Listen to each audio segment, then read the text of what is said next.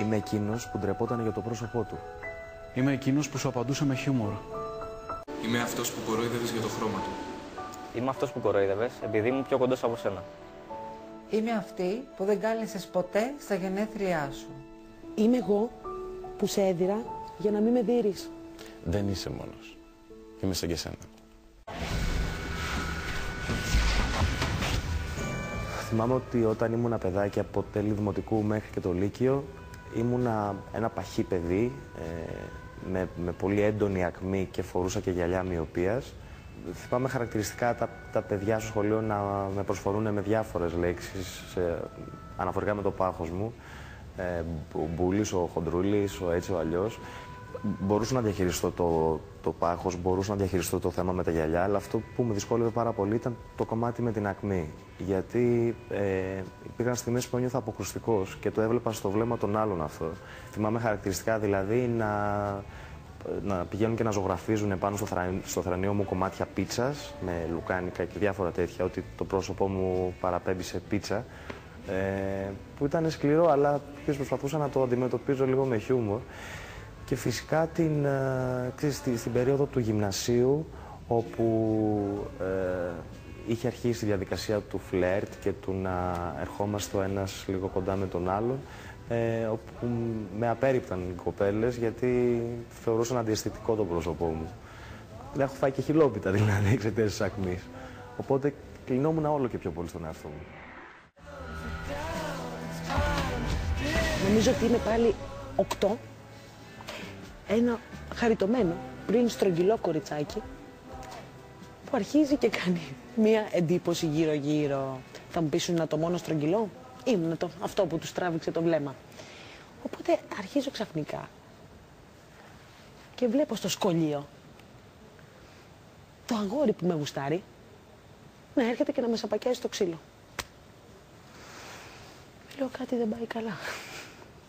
Εκεί κάπου κατάλαβα ότι το να είσαι λίγο ευρύχωρος, γιατί τη λέξη χοντρός την έχω πια σβήσει με εσωτερικό μπλάνκο στο σκληρό, το να είσαι λίγο ευρύχωρος, σαν άνθρωπος, σαν παιδάκι, είναι πρόβλημα για τους άλλους. Δεν ξέρω τι τους χαλάει. Φοβούνται ότι θα τους φας την τυρόπιτα, αισθάνονται τα απειλεί. Θα σε γελάσω. Και μου έρχεται μια τρομερή ιδέα. Αντί να μπω στους αδύναμους, δεν σαπακιάζω τους δυνατούς. Κάπου εκεί αρχίζει η καριέρα μου σαν Ζαμπίδης του σχολείου. Πολύ ξύλο. Δηλαδή με το που τολμούσε ο άλλος να έρθει και να μου πει «Άιντε μωρί, κρίμα που θα το πεις χωρίς δόντια».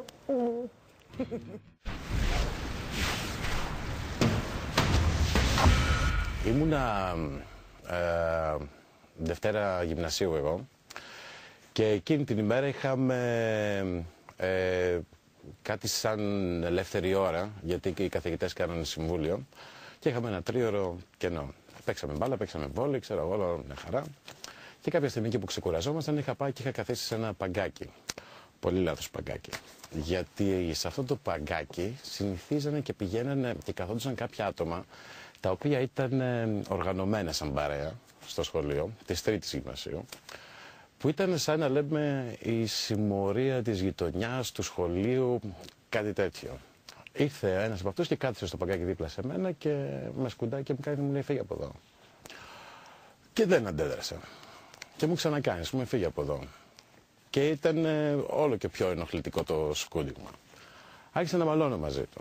Πιαστήκαμε στα χέρια, κεφαλοκλειδώματα, μπουνιές, να τραβάω ένα στα μαλλιά του άλλου, να πέφτουν γονατιές. Μετά ήρθαν και άλλα παιδιά από τη συμμορία, να με χτυπάνε στα πλευρά. Έφαγα πάρα πολύ ξύλο. Δεν το μετάνιωσα καθόλου αυτό που, αν και με πείραξε πάρα πολύ γιατί πόνεσε.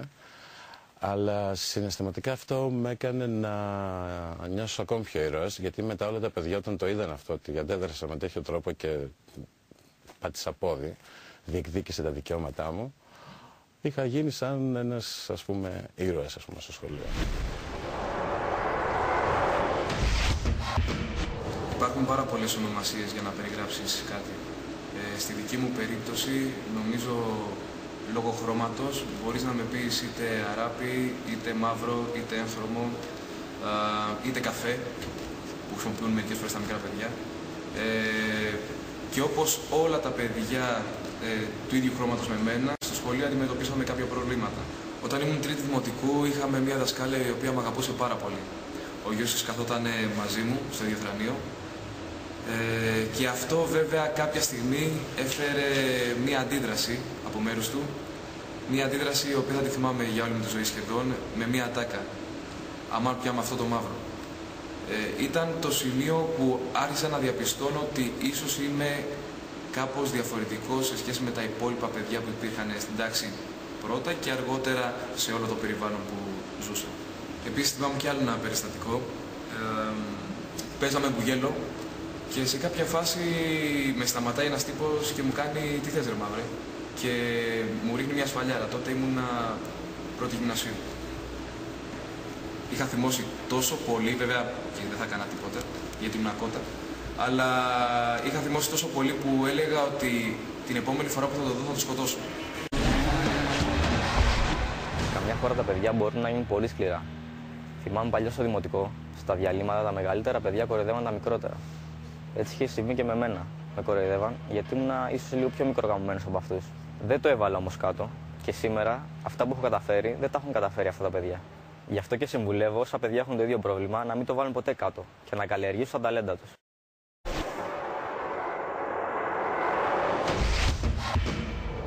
Όλα τα παιδιά σχολάγανε και πηγαίνανε στην ίδια γειτονιά που έμενα. Ανεβαίναμε μια ανηφόρα μεγάλη και ήταν 3 παιδιά πιο πάνω, άλλα 2 πιο πίσω από μένα, πιο πάνω είχε άλλα 4 και εγώ πάντα ήμουνα σε αυτές τις ομάδες μόνη, δηλαδή περπάταγα μόνη μου. Δημοτικό, τώρα σαν αγόρι, σαν μικρό αγοράκι, που είχαν γενέθλια τα παιδιά και φέρνανε πάντα στην τάξη μια κούτα γλυκά και τα μοιράζανε. Ήμουνα πάντα τελευταίο θρανείο και πάντα έπαιρνα τελευταία το γλυκό. Και μπορεί και να μην το έπαιρνα και καθόλου. Παίρνε και από δίπλα μου η κούτα, έφευγε με τα γλυκάκια. Λοιπόν, και μια φορά 2 γειτόνισσές μου στην ηλικία μου είχαν μια πρόσκληση για κάτι γενέθλια από μια συμμαθήτριά τους. Εγώ από τη χαρά μου που ήθελα να πάω σε γενέθλια, είπα ψέματα στις φίλες μου ότι ήμουνα κι εγώ καλεσμένη. Και όταν πήγα, με αντιμετωπίσανε σαν λεπρή. Και γενικά δεν με πηγαίναν τα παιδιά. Εγώ ζήλευα πάρα πολύ και προσπαθούσα με τον οποιοδήποτε τρόπο να προσελκύσω τα κορίτσια να με παίξουνε. Πήγαινα και έπαιρνα κρυφά από τη γιαγιά μου λεφτά και έπαιρνα γλυκά από ένα ζαχαροπλαστείο και τα μοίραζα στα παιδάκια για να με παίξουνε μέχρι να το φάνε. Και μόλις το τρώγανε με κάνανε πέρα. Τέλος πάντων, τους έχω τάξει πάρα πολύ γλυκό. Και όποτε θέλανε να γελάσουνε, με παίρνανε και τους έκανα τη μαντάμ Σουσού. Με λίγα λόγια τους έκανα τον Καρακιόζη. Εγώ δηλαδή και τον Καρακιόζη τους έκανα για να γελάνε και για να με έχουνε παρέα. Δηλαδή πίστευα ότι με το να τους κάνω να γελάσουνε, ότι θα με συμπαθήσουνε. Αλλά δεν τα κατάφερα. Γενικότερα σε τέτοιες καταστάσεις η πλήρης αδιαφορία ή το χιούμορ νομίζω είναι κάποια όπλα που μπορούν να σε βοηθήσουν να τις ξεπεράσεις. Εγώ χρησιμοποιούσα και τα δύο, και την αδιαφορία και το χιούμορ. Το χιούμορ νομίζω μπορεί να το χρησιμοποιήσει με έναν τρόπο που μπορεί και να αφοπλίσει τον επιτιθέμενο.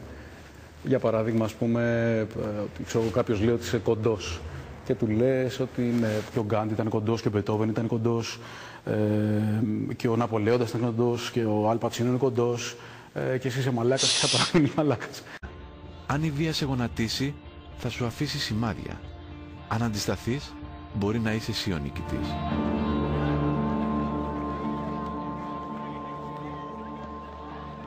Η σιωπή σου τους κάνει γίγαντες. Η φωνή σου τους κάνει χόμπιτ. Ξεκίνα. Δεν είμαστε όλοι οι ίδιοι, αλλά είμαστε ίσοι. Διεκδίκησε τα δικαιώματά σου. Μίλα. Δεν είσαι μόνος. Μην κάνεις αυτό που δεν θέλεις να σου κάνουν. Κοίταζε τους στα μάτια. Είμαι σαν και σένα. Δεν είσαι μόνος. Είμαι σαν και σένα.